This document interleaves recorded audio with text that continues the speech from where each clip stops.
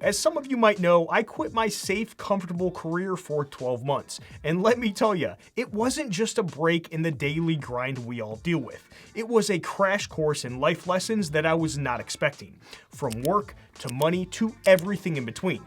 Here are 6 lessons for my time off that'll make you think a whole lot differently about your future. What I did was something the kids are calling a mini retirement. It's basically a version of a midlife crisis, but for millennials. In all seriousness, a mini retirement is intentionally taking extended time off during your working years. No, you can't get fired from a job and use a mini retirement as your cover story to mom and dad. Plus, your next employer is naturally going to catch on once they start checking into your previous employment. Haven't you ever been unemployed? Hey, I am not unemployed. I'm on sabbatical. Hey, don't get religious on me. Everyone has different reasons for why they want to take a mini retirement. Maybe they're burnt out, or maybe they're ready for a change in general. Some people even want to take some extended time to travel, or others want to pursue a hobby that requires a large amount of dedicated time. That's the nice thing about a mini retirement. There's no right or wrong answer as to why you take one. In 2021, I took one because I was just really bored at my current job. My professional growth wasn't going anywhere, no other position within the company sounded remotely interesting, and I wasn't 100% sure what I wanted to do next. Instead of sitting there, literally wasting my life away, I decided to pull the plug to switch things up. And that's the first lesson. I don't think everyone needs to quit their job or take a mini retirement. If you ever consider making a big change like that, then be sure you have a good reason. Really think it through. I say this because we all go through rough patches at work, but most of the time it eventually subsides. Running away when things get difficult is very rarely the answer. The last thing you want is to get 3, 6, or 12 months into quitting your job and then regret it because you actually did enjoy that job or working for that company. Maybe they'll eventually take you back, but err on the side of caution and do not plan on it. At least 6 to 12 months of sitting on the idea is usually my suggestion. I gave myself a little over, I think it was a year, to be 100% sure the idea of taking a mini retirement wasn't a false positive. Taking that little bit of time to think about doing it will help make sure it's the right thing to do and also get your life in order to take that extended period of time off work. That's also something I kind of knew about getting life in order, but was confirmed during the process of my mini retirement. Having a decent idea of where your money is going is underrated. I know some people like to trash the idea of tracking your spending over time, but it became extremely apparent how important it is leading up to and in the mini retirement. Taking an extended period of time off work is almost like a dry run for actual retirement.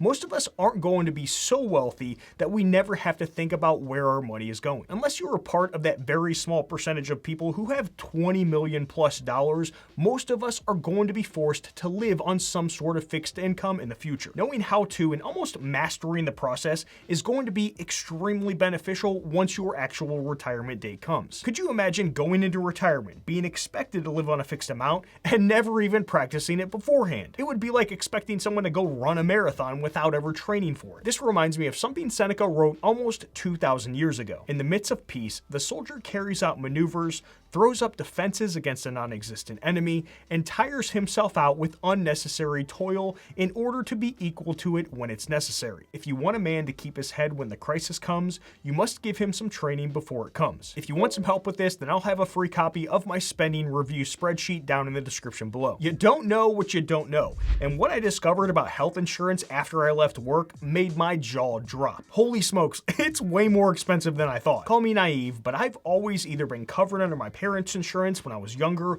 or I was covered under a health insurance plan through my employer, so I never really paid attention. I had no idea how much of the cost my employer was covering until I went through the exit process. I was on a high deductible health plan so that I could max out my HSA. My out-of-pocket monthly premium was about $133, and my employer was paying about $379 on top of that. They were paying almost 3 times what I was paying. Now, to be fair, it was really good coverage, but for someone younger and healthier like myself, it was what I would say a little overkill. Luckily, I was able to get more reasonable coverage for a lower rate. Either way, it was a good reminder that the amount of money your employer pays for your health insurance should be taken into account when determining how well you're being compensated. It's not only about how much money shows up on your paycheck. While we're on the topic of work, I also discovered that some type of work is more fulfilling than most of us realize. But it's not so obvious in the middle of your working years because you are preoccupied with grinding away. Naturally, you celebrate the weekends and dread the work week. I kind of compare it to going through a very difficult workout. You're going all out, sweating like crazy, breathing feels impossible, and your muscles are screaming at you. Once it's all over, you feel amazing, and in a sort of sick and twisted way, you kind of miss it. Almost crave it. Look, doing nothing and being lazy for long periods of time sounds fun in theory, and there's definitely a time and place for it. But I'm here to tell you that I attempted it for a small portion of my mini retirement, and it wasn't that awesome. You eventually start to feel like a complete waste. There's something about doing difficult and productive work that almost enhances life just a little bit more. That can come in any form depending on what you're into.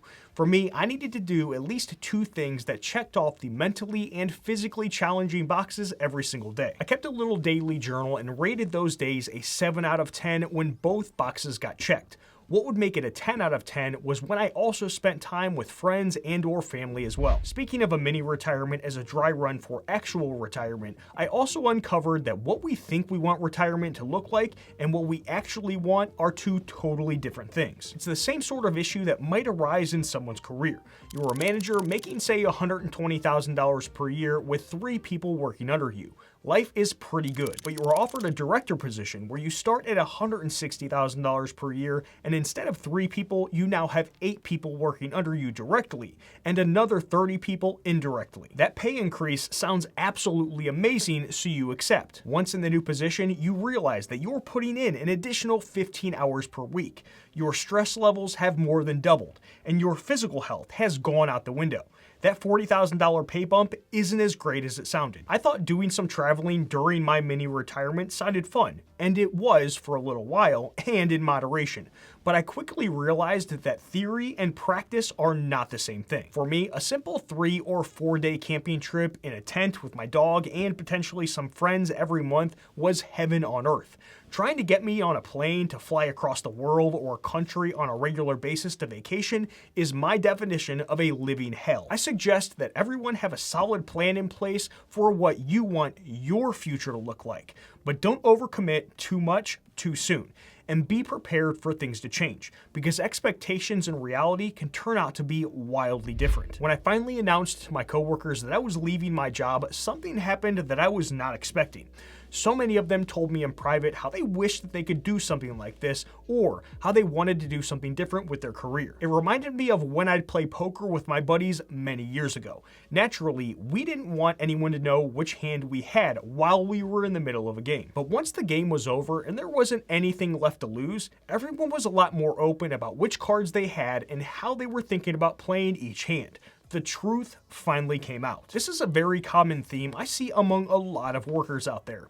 Staying in a job you don't necessarily like, and in some cases dislike very much because it's safe and comfortable. The cost of taking action to pursue something else means rocking the boat, putting yourself out there, or possibly setting yourself up to fail. Taking the time to submit resumes, going through the interviewing process, and everything else that goes into the whole dog and pony show of finding another job. Why go through all the trouble when you can choose the path of least resistance? Stay where you're at instead of making a change. But there's also another cost that's very rarely talked about, and that is the cost of inaction. You have to contemplate the price you pay for inaction. And this is something I did with my clients all the time. It's like, well, I don't want to change jobs. Well, no wonder. You have to go put yourself out to be interviewed. You have to send out 500 resumes. You have to be rejected 499 times. You have to polish your interview skills. You have to update your CV, which means you have to take a real look at the inadequacies in your preparation. And maybe you won't find a better job. It's like, no wonder you're afraid of that. Okay, you're in this job you hate and it's 10 years from now. How does that look? Think about that. You already know you're in a little hell. You know perfectly well it's going to get worse. Which is more frightening, action or inaction? Well, the thing about inaction is you're blind to it, So you can hide from it. Do not make the assumption that inaction has no price. And so then you think, I'm terrified of this, but I'm even more more terrified of that. The price of inaction is a future filled with the question of what if every step of the way. As someone who left a safe and comfortable career path to do something different,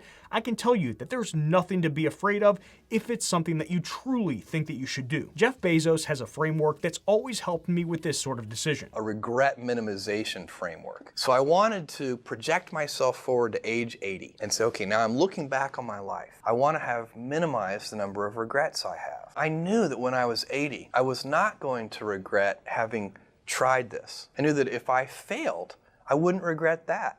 But I knew the one thing I might regret is not ever having tried. And I knew that that would haunt me. When I thought about it that way, it was an incredibly easy decision. If you can project yourself out to age 80 and sort of think, what will I think at that time? It gets you away from some of the daily pieces of confusion. Only you will know if a change is needed in your life, and only you can make that change. Hit that thumbs up button before you go and get a free copy of my spending review spreadsheet down in the description. Done.